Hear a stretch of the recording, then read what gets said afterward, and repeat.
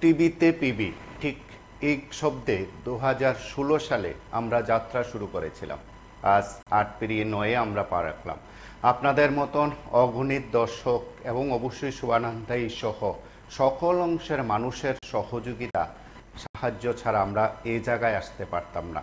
অনেক ঘাত প্রতিঘাত পেরিয়ে আজ আমরা 9 পা রাখলাম। আপনাদের সবাইকে শুভেচ্ছা, নমস্কার, ভালোবাসা। আপনারা যেভাবে আমাদের পাশে ছিলেন, এখনো আছেন, ভবিষ্যতে থাকবেন, সেই প্রত্যাশা রইল। আর প্রতিদিনের মতন আমরা কয়েকটি বিষয় নিয়ে যেমন আলোচনা করি, আজও সেই বিষয় রয়েছি এবং এই সময়ের মধ্যে যে কয়েকটি গুরুত্বপূর্ণ বিষয় রয়েছে সেই গুরুত্বপূর্ণ বিষয় নিয়ে আমরা আলোচনা করব। আমরা যে প্রেক্ষিত এবং দৃশ্য আপনাদের কাছে তুলে ধরার চেষ্টা করেছি সেটা হচ্ছে এই রাজ্যের কৃষকদের কি দুর্দশা, তার খানিকটা ছবি, খানিকটা দৃশ্যটি অবশ্যই এই রাজ্যের চরিলাম বিধানসভা এলাকার।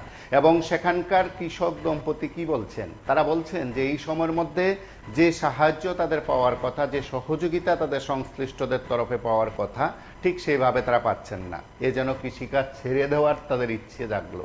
কেনই বা এমন হবে? কারণ ভয়াবহ বন্যার পরিস্থিতির শিকার হয়েছে পরিবারটি বা এই কৃষক দম্পতি।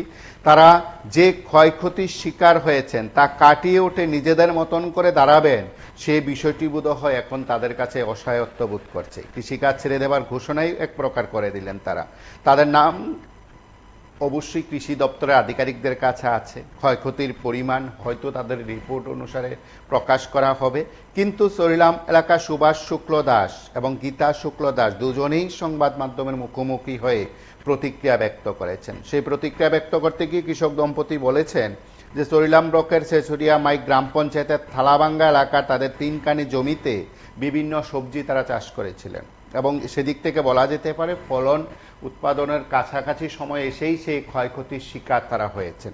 সেই কৃষি জমিকে আবার সাজিয়ে তোলে ফলন উৎপাদন করতে গিয়ে যে আর্থিক সাহায্য দরকার, আর্থিক সহায়তা দরকার বা সঙ্গতি দরকার, সেটা বোধহয় সেক্ষেত্রে তাদের কাছে সময় নেই। তারা সরাসরি সংবাদ মাধ্যমের মুখোমুখি হয়ে প্রতিক্রিয়া ব্যক্ত করেছেন। সরকার ক্ষতিপূরণ কিছুই দেয়নি বলে তারা দাবি করেন। আমরা একবার শুনি তারা কি বলছেন।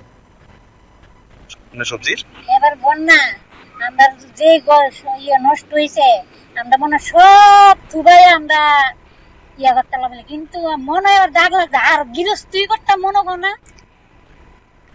কিতা কিতা করছিলেন আপনি চাষ? লাউ, ছই, বাইগন, ডাটা, মূলা সব করছি, কিন্তু আমরা এটা দিয়ে চলি। আমরা আর কিছু ব্যবসা কিছু নাই, শুধু আমরা এটা দিয়ে চলি। সব কি পচে গেছে? সব গেছে। এখন কিতা কইরা চলবে? জল আমরা গলা মান জল আমরা খেতো, আমরা বাসা মুখি কিরা আর সবজি করতেন না? আর কি করতাম না আমরা সবজি দেন না, কিল ফিরে দিছে, করতাম না সবজি। এবার মনে এত বড় মনে আঘাত লাগলে মানুষে করতারে, আর টেয়া পয়সা লাগবে থাউন লাগবো নি, টেয়া পয়সা তো নাই, আমরা করুম কিতাম দিয়া।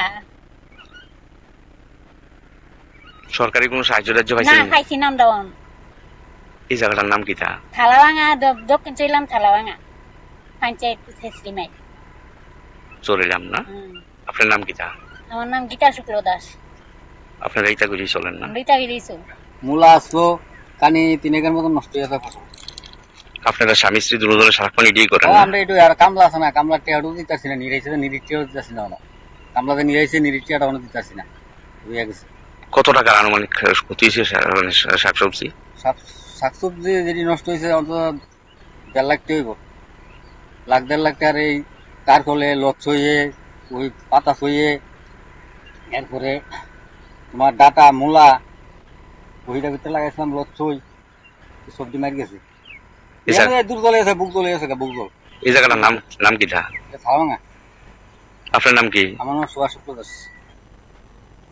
আপনারা শুনলেন সেখানকার মানুষের বক্তব্য, সেখানকার কৃষকদের বক্তব্য। তার পাশাপাশি আমরা একাধিক জায়গার বিষয়গুলো যেমন তুলে ধরি, প্রতিদিন কৃষকদের, চাষিদের, উৎপাদকদের কথাগুলো আমরা তুলে ধরি। যদি দপ্তরের কাছে, মন্ত্রীর কাছে এ কথাগুলো পৌঁছে যায়, তথাকথিত সমাজসেবীদের কাছেও যদি পৌঁছে যায়, তারা যদি যৎসামান্য সাহায্য করে, হয়তো সেদিক থেকে কৃষকরা আবার তাদের মতন করে বাঁচার রসদ যেমন পাবেন, ঠিক তেমনি রাজ্যে খাদ্যের স্বয়ংবরতার কথা স্বাভাবিক রাখার কথা যারা বলেন, সেদিক থেকে অবশ্যই সহায়ক ভূমিকা নিতে পারেন। আপনারা সঙ্গে থাকুন, দেখতে থাকুন PV24।